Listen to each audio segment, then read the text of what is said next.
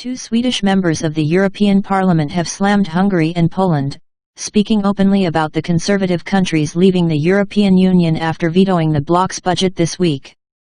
Helene Fritzon, head of the delegation for the Swedish Social Democrats in the European Parliament, said that Hungary and Poland were playing an ugly game and stated, "They put the whole of the EU in a very serious position when they now signal that they intend to use their veto."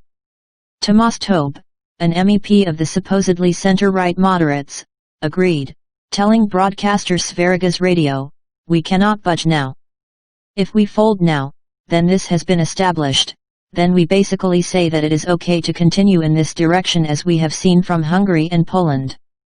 Tobé went on to state that it was a question whether or not Poland and Hungary belong in the European Union. Earlier this week, Hungary and Poland rejected the $2.1 trillion 7-year EU budget that was set to provide economic relief for countries hardest hit by the effects of the Wuhan virus, because so-called rule of law and values provisions had been attached which would allow Brussels to deprive countries of funds for not towing the establishment line. Hungarian Prime Minister Viktor Orbán released a statement after the veto saying, "In Brussels today, they only view countries which let migrants in as those governed by the rule of law.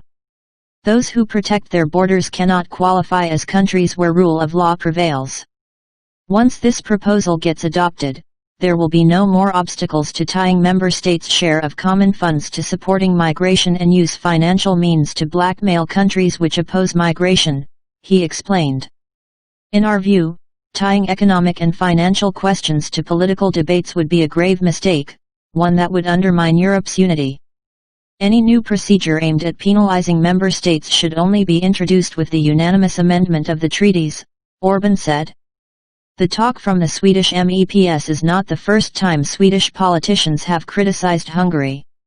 In 2019, Swedish Prime Minister Stefan Löfven suggested Hungary be subject to sanctions for not taking in migrants. Earlier that year, Swedish Minister of Social Security Annika Strandhäll slammed Hungary's pro-family policies, saying they reeked of the 1930s in reference to the German Nazi regime.